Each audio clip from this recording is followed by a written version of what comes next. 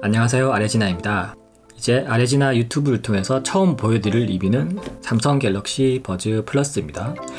이번 주에 나온 따끈따끈한 신상이죠. 사실 신상이라고 하기도 애매한 게 기존 버즈랑 거의 똑같아요.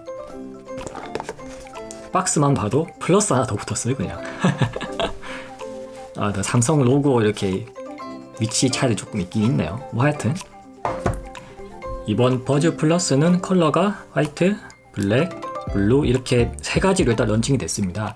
그런데 기존 버즈 1세대도 그랬지만은 컬러는 나중에 추가 에디션 같은 게 나올 수도 있어요. 제가 구입한 컬러는 블랙입니다. 사실 저는 이런 전자기기나 이어폰 같은 거는 화이트나 실버를 좋아하는데 제가 기존에 가지고 있는 버즈가 화이트라서 이번에 조금 다른 기분을 내려고 블랙으로 구입을 했습니다. 제가 블랙을 좋아하지 않는 이유가 블랙은 좀 칙칙하다는 느낌이 많이 드는데 버즈 플러스 같은 경우에는 상당히 괜찮아요. 이게 유광 마감 같은 것도 괜찮고 이 유광 마감이 자세히 보면 약간 메탈릭 느낌이 나거든요. 특히 터치 부분이 기존의 펄 느낌과는 다르게 메탈릭 느낌이 강해서 훨씬 더 1세대보다 조금 고급스러운 느낌이 듭니다. 이렇게 비교해보면 확실히 차이가 나죠. 이렇게 보니까 1세대는 약간 장난감 같아요.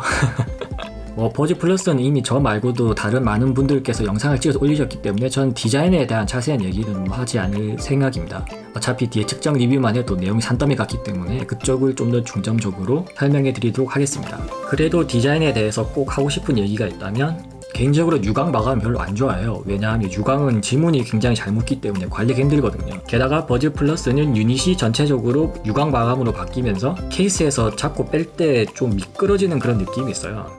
그래서 좀 실용적인 면에서는 아무래도 기존 1세대가 더 낫지 않나 하는 게 개인적인 생각입니다. 본격적인 측정 리뷰에 앞서서 이제 좀 내부 구조를 살펴보자면 버즈 플러스의 내부에서 가장 크게 바뀐 부분이 이 스피커, 마이크, 그리고 이제 배터리입니다. 배터리는 용량이 크게 늘어나서 재생시간이 실제로 2배 이상 향상이 됐고요. 스피커와 마이크도 각각 하나씩이 더 추가가 됐습니다. 마이크에 대해서는 추후에 통합 품질 관련 영상을 찍게 되면 다시 한번 자세히 살펴보도록 하고요. 일단 이번 영상의 주제인 사운드에 관련된 스피커에 대해서 먼저 한번 살펴보도록 하겠습니다. 버즈 플러스는 기존과는 다르게 두 개의 드라이버를 마주보게 규격화시킨 투웨이 다이나믹 스피커라는 걸 탑재를 했습니다. 그런데 이게 생긴 게 네모 반듯하게 생겨가지고 이게 BA 드라이버가 아니냐는 얘기가 있는데 실제로는 BA 드라이버가 아닙니다. 이 부분은 제가 삼성전자 관계자분께 확인을 받은 정보이기 때문에 확실하고요. 그러면 왜 이렇게 네모나게 만들었느냐? 그 이유는 크게 두 가지 정도 생각해 볼 수가 있어요. 하나는 기존의 다이나믹 드라이버처럼 동그랗게 만드는 것보다 네모나게 만드는 게 아무래도 생산 관리가 편해요. 왜냐하면 무선 이어폰이 100% 기계 생산이 아니라 기본적인 드라이버 조립 같은 거는 사람이 손으로 하기 때문에 이렇게 동그란 모양보다는 네모난 모양이 아무래도 일정하게 작업을 하기가 수월해요. 그러면 그만큼 제품의 생산에 관련된 분량을 줄일 수 있겠죠. 그리고 이제 드라이버 자체에 이런 하우징을 씌움으로써 드라이버 자체가 이어폰 내부 공간에 상관없이 일정한 공간을 항상 가지는 거기 때문에 드라이버 자체도 일정한 소리를 내기가 되게 유리해져요. 즉 스피커 자체도 오차가 줄고 생산에서도 오차가 주는 거죠. 음질을 떠나서 일단은 그런 면에서 장점이 있는 설계로 보입니다. 그리고 기존 버즈 1세대와는 다르게 드라이버를 두 개를 탑재해서 저음 재생용 우퍼와 고음 재생용 트위터를 나눴습니다. 보통 이렇게 스피커를 나누는 경우는 하나의 드라이버로 재생하는 것보다 두 개의 드라이버로 나눠 재생하는 게 저음부터 고음까지 음역 대역폭을 확보를 하기가 쉽기 때문에 그래요. 근데 개인적으로 이 부분은 조금 회의적인 게 버즈 플러스는 이렇게 드라이버를 나누고도 생각보다 대역폭의 개선점이 전혀 보이지가 않거든요. 그래서 어쩌면 이 부분은 대역폭 확보나 음질적인 면보다는 사실 마케팅적인 의도도 숨어있지 않나 하고 생각을 해요. 드라이버가 하나가 달려있는 것보다는 두 개가 달려있는 게 아무래도 소리에 대해 잘 모르는 소비자들이 보기에는 더 그럴싸해 보이니까요. 그럼 이제 본격적으로 측정 데이터에 대해 한번 살펴보겠습니다. 지금 이 측정 그래프는 이제 하만 인이어 2019년 타겟을 기준으로 보정된 그래프입니다. 이 회색 그래프는 보정 전의 응답이니 참고로 보시면 되겠고요. 전체적으로 보면 하만 타겟 기준으로 굉장히 플랫해요. 아무래도 지금 하만이라는 회사가 삼성 산하의 그런 그룹이기 때문에 하만에 관련된 그런 브랜드나 기술들이 삼성 브랜드 제품들에도 조금씩 적용이 되는 모습들을 발견할 수 있습니다. 기존 버즈 1세대와 비교를 한번 해보자면 버즈 플러스는 저음은 내려가고 고음은 조금 올라간 그런 형태를 보입니다. 그래서 전체적으로 기울기가 이렇게 기울었죠. 물론 하만 타겟에 맞춘 사운드가 무조건 정답은 아니지만 일단 하만 타겟을 기준으로 보면 1세대가 더 가까운 것은 사실이고요. 그리고 하만 타겟 일치도보다 더 중요한 결정적인 차이가 이 10kHz에 있습니다. 버즈 1세대 같은 경우에는 이 10kHz가 튀는 피크 부분 때문에 소리가 조금 거친 느낌이 있어요. 그에 비해 버즈 플러스는 10kHz 대역을 낮춤으로써 조금 더 듣기 편하고 자극도가 적은 그런 사운드가 되었습니다.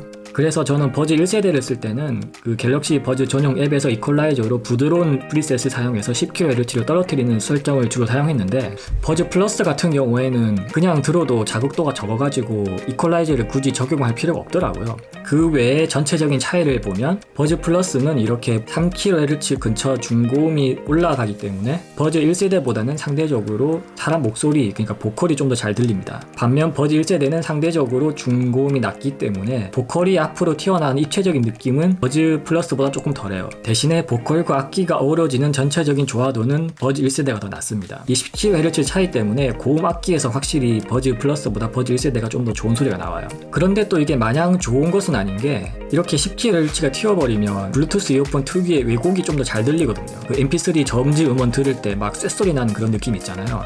그런 느낌이 블루투스 이어폰들은 다 기본적으로 가지고 있습니다. 그런 쇳소리가 이 고음으로 갈수록 더 심해지는데, 고음에서 이렇게 강조가 돼버리면 그런 쇳소리가 더 잘 들리겠죠. 그래서 제가 버즈 플러스가 좀 더 듣기 편하다고 하는 겁니다. 소리가 버즈 플러스에 비해서 조금 고음이 답답하게 들릴지는 모르겠으나 평소에 듣기에는 버즈 플러스가 훨씬 더 듣기 편합니다. 확실히. 그리고 이제 갤럭시 버즈 플러스도 1세대와 마찬가지로 전용 앱에서 이퀄라이저 프리셋을 총 5개를 제공을 합니다. 이거는 그 5개 각각의 주파수 응답을 다 측정을 한 거고요. 제가 아까도 말씀드렸지만 버즈 1세대는 소프트 프리셋을 저는 선호를 했었는데, 버즈 플러스는 기본적으로 10kHz 대역이 낮기 때문에 굳이 소프트 프리셋을 적용하지 않아도 기본 상태로도 소리가 충분히 부드럽고 듣기 편합니다.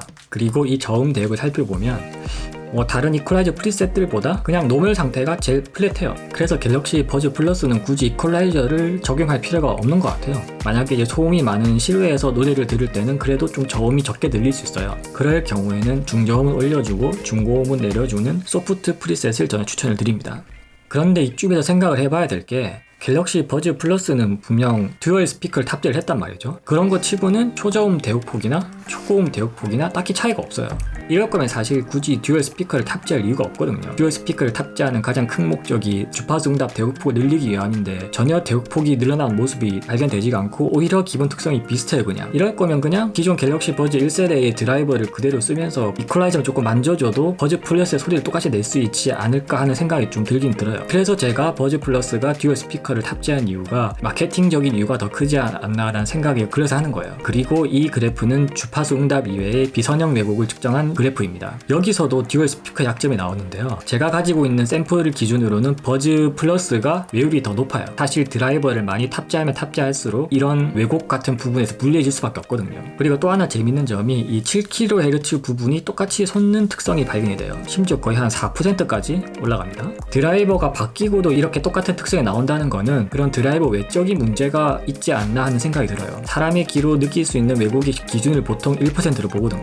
그래서 이게 4%까지는 올라간다는 건 좀 문제가 있어요. 물론 이게 측정 장비에 따라서 외율이 다르게 나올 수도 있긴 한데, 추후에 다룰 예정인 에어팟 프로 같은 경우에는 0.1%에서 이렇게 그냥 쭉 가요. 그래서 이거는 제가 가진 장비의 문제라기보다는 버즈 시리즈가 가진 고유의 문제가 아닐까라는 생각을 해요. 실제로도 이 왜곡 부분이 버즈나 버즈 플러스나 귀로 잘 들립니다. 기존에 버즈를 써보신 분들 중에 고음이 막 깨지는 그런 느낌을 받는 분들이 계실 텐데, 그 원인 중 하나가 바로 이 부분입니다. 그리고 이제 많은 분들의 또 다른 관심사인 딜레이를 살펴보면, 갤럭시 버즈 플러스는 게임 모드라는 거를 새로 추가를 했습니다. 이 게임 모드는 삼성 전용 코덱인 SSC 코덱 하에서만 동작을 하고요. 그래서 이번에 새로 나온 아이폰용 버즈 플러스 앱에는 이 게임 모드가 빠져 있어요. 그래서 게임 모드를 쓰려면 무조건 삼성 스마트폰을 써야 됩니다. 그리고 제가 딜레이를 측정한 방법은 AP 오디오 계측기에 블루투스 모드를 달아서 측정하는 기존의 그런 방법들이 아니라 스마트폰에 이어폰을 페어링한 상태로 측정하는 방법을 사용합니다. 왜냐하면 오디오 계측기에 블루투스 모드를 연결해서 측정을 하면 이런 특수한 코덱을 측정할 수가 없거든요. 그래서 제가 측정 리뷰를 준비하면서 새로운 측정 기기를 아예 하나 개발을 했어요. 딜레이를 어떻게 측정하는지는 추후에 보여드리도록 하겠습니다. 일단 오늘은 데이터만 한번 보여드릴게요. 버즈 1세대보다 버즈 플러스가 전체적으로 확실히 딜레이가 줄어들었어요. 특히 SSC 코덱을 사용했을 때 확실히 줄어든 게 보이죠. SSC가 기본적으로 SBC나 AAC 코덱보다 딜레이가 더 적은데, 게임 모드를 사용하면 40ms 정도 더 줄어듭니다. 게임 모드라는 거를 제공하는 것 치고는 생각보다 딜레이 저감이 크진 않지만 그래도 분명 확실히 딜레이 저감이 있고요. AAC 코덱과 비교하면 뭐 거의 2배 정도 차이죠.